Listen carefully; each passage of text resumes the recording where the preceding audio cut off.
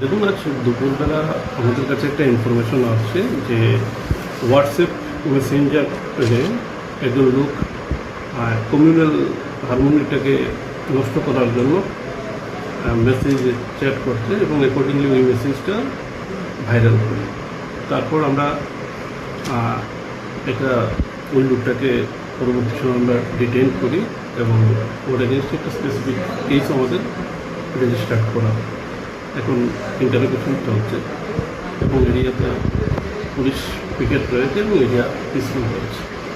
যাদের বিরুদ্ধে অভিযোগ তাদের বক্তব্য যে এই যে স্ক্রিনশটটা সেটা ফেকভাবে সাজানো হয়েছে, আপনাদের কি মনে হচ্ছে এটা দেখে কোনো রকম ফেক হতে পারে নাকি সেটা রিয়েল রয়েছে? এটা ইনভেস্টিগেশনের ব্যাপার, ইনভেস্টিগেশনে বেরিয়ে আসবে। সামনে যখন একটি কমিউনিটির ঈদ উৎসব হতে যাচ্ছে সেই মুহূর্তেই এই ধরনের স্ক্রিনশট ভাইরাল। সামাজিক মাধ্যমে বলা যায় তর্ক বিতর্ক শুরু হয়েছে। প্রশাসনের পক্ষ থেকে কি আহ্বান রাখবেন সাধারণ মানুষের?